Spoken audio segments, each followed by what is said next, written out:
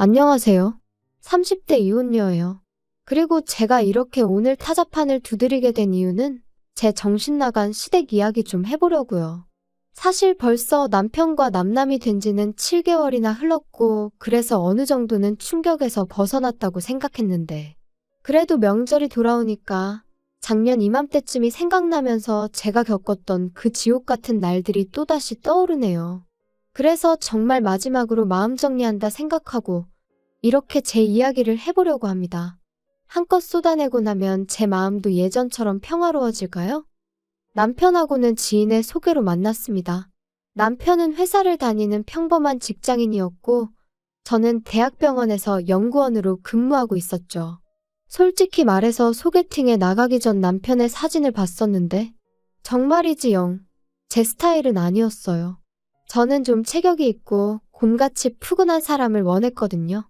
그런데 남편은 슬림하고 날쌘돌이처럼 생겼다고 해야 할까요? 하지만 지인이 저더러 실물이 훨씬 낫다며 일단 한번 만나보라고 어찌나 성하던지. 그리고 나중에서야 들었지만 남편도 제 사진을 봤었답니다. 그런데 남편은 제가 너무 마음에 들었대요. 그래서 지인한테 커피도 사주고 밥도 사주며 어떻게든 자리만 만들어달라고 부탁을 했었다고요. 일단 자리만 만들어지면 자기가 어떻게든 제 마음을 사로잡겠다면서. 아무튼 그래서 만나게 된 거예요. 하지만 아니나 다를까 처음 몇 마디를 나눴을 땐 역시 내 스타일이 아니구나 싶었습니다. 왜냐하면 서로 공통점이라곤 하나도 없는 것 같았거든요. 좋아하는 음식이나 영화 그런 것도 전혀 달랐고. 그런데 그런 저희가 통한 건 다름 아닌 운동이었어요. 남편은 다른 운동은 별로 좋아하지 않는데 유일하게 종종 즐기는 게 등산이라대요.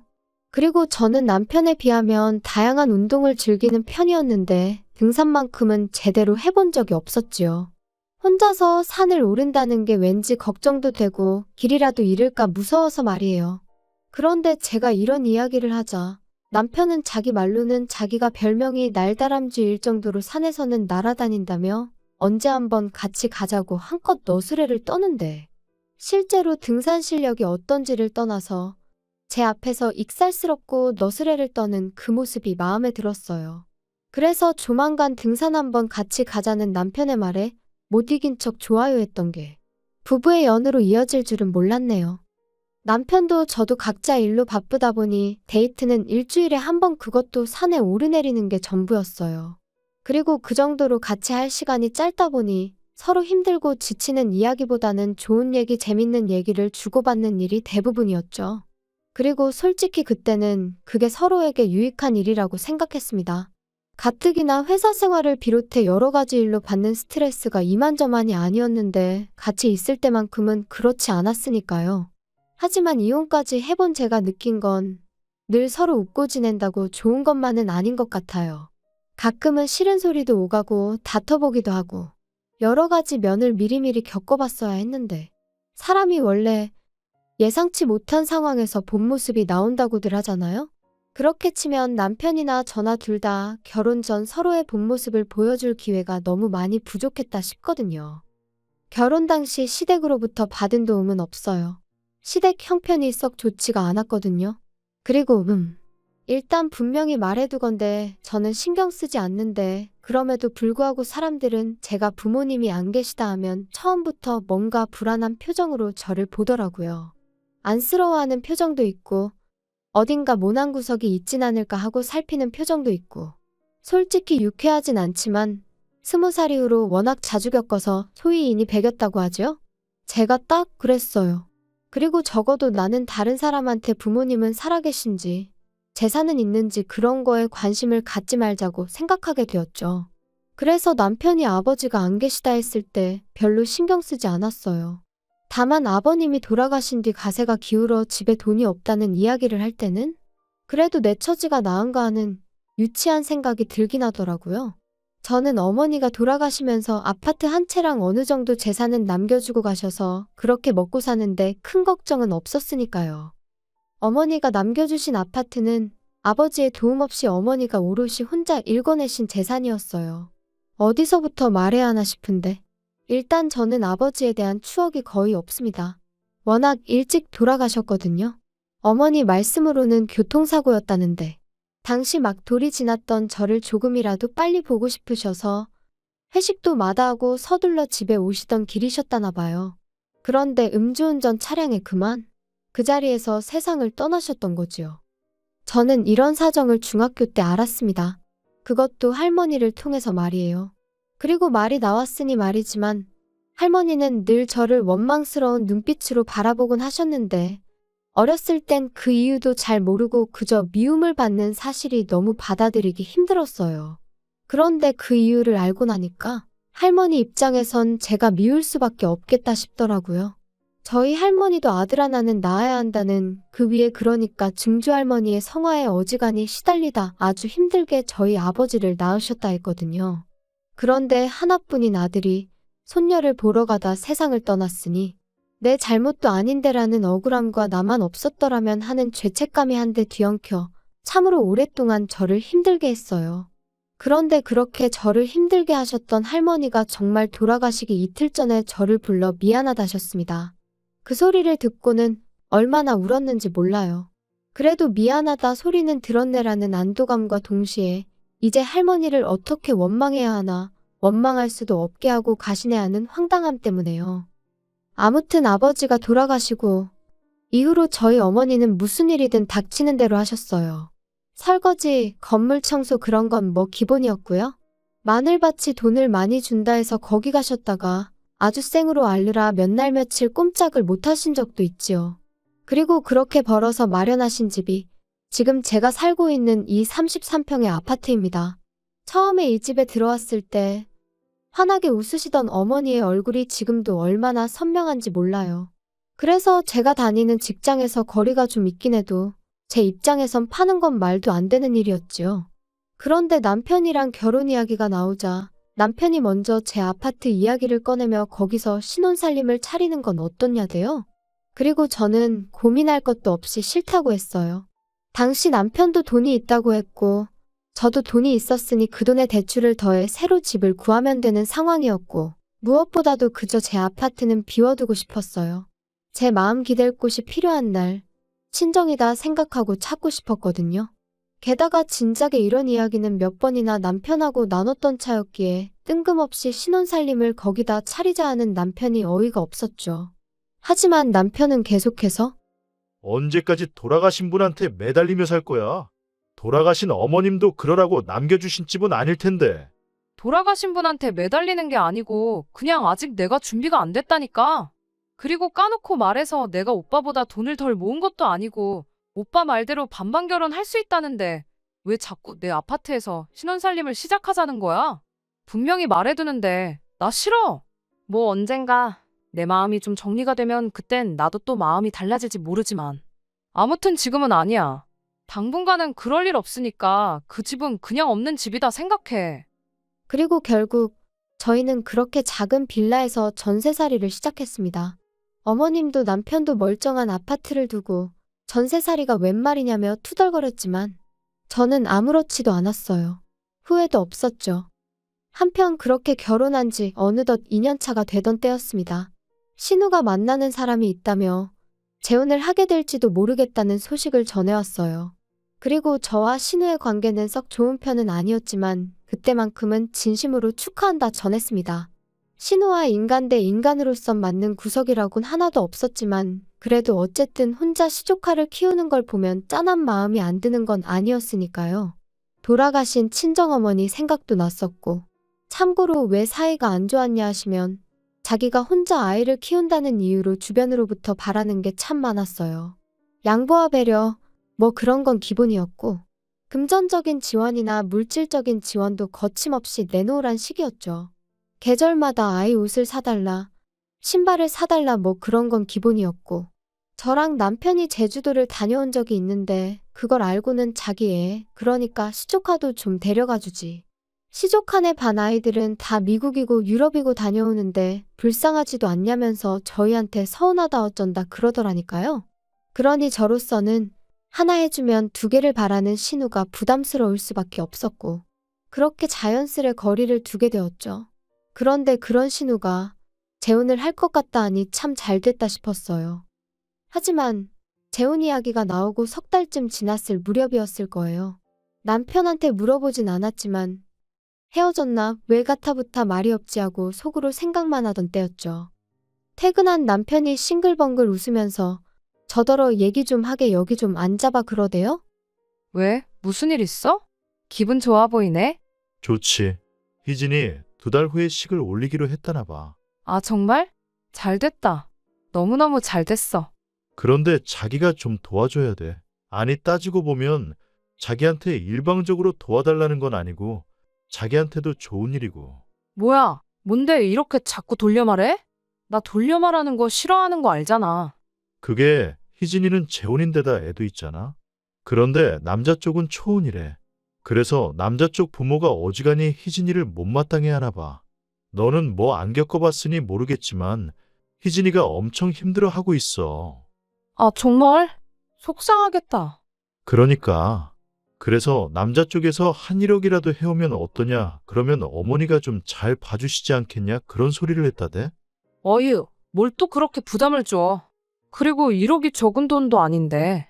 돈은 있대? 걔가 무슨 돈이 있겠어. 이혼할 때 위자료도 한 푼도 못 받았고 지금 양육비도 제대로 못 받고 있는데. 그럼 어떡해? 그래서 뭐 지금 어머니랑 사는 빌라를 팔까 어쩔까 그러고 있나 봐. 그러면? 그거 어머님 놓으라며. 그거 팔면 어머님은 어떡해? 그럼 설마 우리가 모셔야 되는 거야? 그래서 말인데 자기도 우리 어머니랑 사는 거 불편하잖아. 그치? 뭐, 솔직히 편하진 않겠지. 그러니까 나 정말 자기 고생시키기 싫거든. 말이라도 그렇게 해주니 고마워. 그렇지만 그 빌라 팔고 나면 어머님은 정말 어떡해? 그래서 희진이가 하는 말이 자기가 어머니를 모시겠다면서. 대신 자기 비워놓은 그 아파트 있잖아. 거기에 좀 들어가서 살게 해달라네. 아니, 희진이랑 결혼할 남자도 가진 건 없나 봐.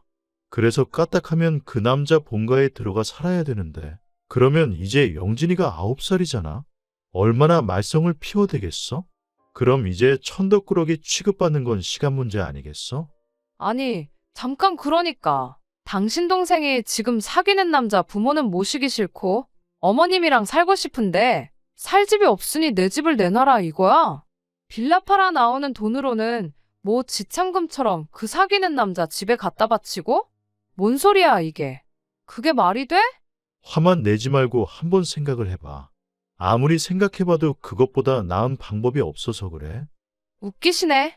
빌라를 팔아서 시집을 가던 말던 그건 내 알 바 아니고 100번 양보해서 그렇게 하겠다고 하면 어머님 여기 오시라고 해.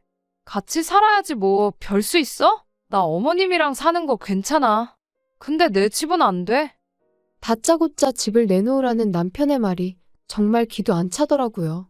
그래서 단칼에 거절하고 2번 다시는 그딴 소리 꺼내지도 말라고 했어요.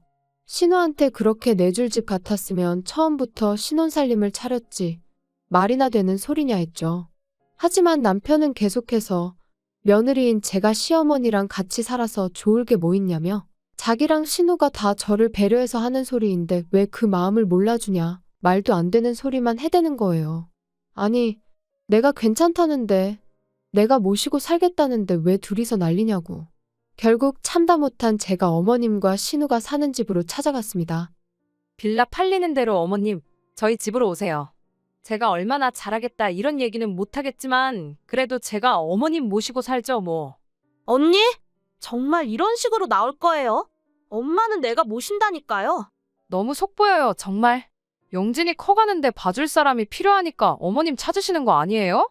그리고 뭐 그렇게 모시고 살고 싶은 거면 모시고 살아요.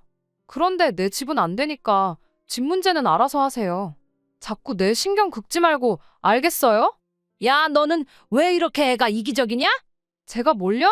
네 신우가 그 집 들어가서 살게 되면 그쪽 부모 모셔야 된다잖아. 그리고 영진이는 어떡할 건데? 너 그 어린 게 그 집에 들어가서 구박이라도 받으면 네가 뭐 책임질 거냐? 그걸 제가 왜 책임을 져요? 그리고 저도 할 말은 해야겠네요. 솔직히 재혼 자리가 쉬운 거 아닌 거 어머님도 아시잖아요. 하지만 뭐 신우가 그렇게 한다니 그거에 대해선 제가 뭐 이래라 저래라 말은 안 하겠지만 적어도 남한테 피해는 주면 안 되는 거 아니에요? 왜 저까지 못 살게 구냐고요. 아무튼 어머님, 저희 집으로 오세요. 저랑 살아요. 아시겠어요? 아이고, 안 간다니까. 난 너랑 살기 싫어. 내 딸이랑 살 거야. 그냥 집만 내주면 되는 걸 진짜 너도 유난스럽다. 어머님과 신우, 그리고 저 세 사람이 한창 실랑이를 한 끝에 집에 왔어요. 그리고 남편과는 한 일주일 동안 서로를 마치 유령 취급하며 지냈죠. 솔직히 저럴 거면 왜 집에는 꼬박꼬박 들어오나 싶더라고요. 그냥 나가버리지. 아무튼 저는 까놓고 불편한 건 하나도 없었어요. 평소처럼 출퇴근하고 밥 차려 먹고. 반면에 남편은 불편한 게 한두 가지가 아니었겠죠. 지 먹을 거라곤 라면밖에 못 끓여 먹는 인간이었으니 옷도 안 다려주니까 오기로 그러는 건지 뭔지 군대까지 다녀온 사람이 지 셔츠 하나 다림질도 못해서 꼴사납게 나가더라니까요. 하지만 뭐 그러던지 말던지 내 알바냐 내버려뒀어요. 그랬더니 이제 더는 안 되겠다 싶었는지 저더러 얘기 좀 하자고 하더라고요. 용건만 간단히 해. 이제 뭐 사과할 마음의 준비라도 된 건가? 사과는 무슨, 내가 너한테 뭐가 미안해야 되냐? 너야말로 이제라도 우리 어머니랑 내 동생한테 사과해라. 그 두 사람이 너 때문에 얼마나 속상해하고 서운해했는지 알아? 야, 너 솔직히 내 동생이 재혼하는 거 싫지? 싫어서 지금 회방 놓는 거지? 아니, 이건 또 무슨 소리야. 내가 왜 신우 재혼을 방해하니? 재혼을 하든 삼혼을 하든 사혼을 하든 난 상관없어. 단지 내 집을 왜 탐내냐 이거야. 그리고 어머님을 내가 모시겠다는데 도대체 뭐가 문제야? 밖에 나가서 아무나 잡고 물어봐. 오갈 곳 없어지게 생긴 어머님을 모신다는 며느리랑 안 온다고 버티면서 며느리 집이나 내놓으라는 어머님이랑 누가 더 이상한 건지. 우리 엄마는 희진이랑 살고 싶다시잖아. 영진이도 키워주셔야 된다고. 아니, 효도도 부모님이 원하시는 대로 해드리는 게 효도지. 너 하고 싶은 대로 하면 그게 효도냐? 아우, 알았어. 그럼 안 모시면 될 거 아니야? 하지만 그런다고 내 집도 못 들여. 나 지금 분명히 말하는데 안 모셔. 넌 진짜 이기적이다. 너 이렇게 이기적으로 살 거면 결혼은 왜 했냐?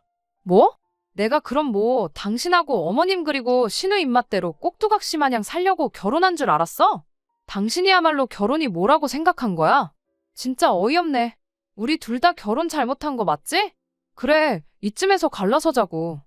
그리고 결국 허무하게도 그렇게 저희의 짧은 결혼 생활은 막을 내리게 되었습니다. 남편은 남편대로 저한테 질릴 대로 질렸다고 난리였고 저는 그런 남편에게 이혼해 줄 테니 재산 딱 반반 갈라서 그걸로 네 여동생 시집을 보내든 어머님을 요양원으로 모시든 아니면 네가 다 데리고 살든 네 마음대로 하라고 했어요. 이번에 어떻게 잘 넘어간들 다음에라고 제 아파트 넘보지 않을 거라는 보장도 없고 솔직히 제가 벌어서 산 아파트면 그래 좋은 게 좋은 거다 하고 신혼살림부터 아예 거기서 차렸을지도 몰라요. 하지만 제가 분명히 거긴 제 친정이나 다름없는 곳이라고 유일하게 마음을 내려놓고 쉴 수 있는 곳이라고 몇 번이나 이야기를 했는데 결국 그런 제 사정은 남편에겐 안중에도 없었다는 거잖아요. 그런 인간하고 한 입을 덮고 더 살아서 뭐 하겠나 싶더라고요. 내 마음 하나 알아주지 않는 사람들이 가족 운운하는 것도 더는 못 봐주겠고 솔직히 오늘처럼 온 가족이 모이는 명절이 되니 가슴 한구석이 뻥 뚫린 것 같이 허전한 이 마음은 숨길 수가 없어요. 이런 날은 아무리 속속들이 제 사정을 아는 친구들이라고 해도 거기다 아쉬운 소리 하고 싶지도 않고요. 그래도 또 이렇게 한층 더 단단해지는 거라고 스스로 그렇게 되뇌어 봅니다. 저에게도 언젠가 봄날이 올까요? 조금씩 따뜻해지는 지금처럼 제 마음도 언젠간 따뜻해지길 바라봐도 되겠지요.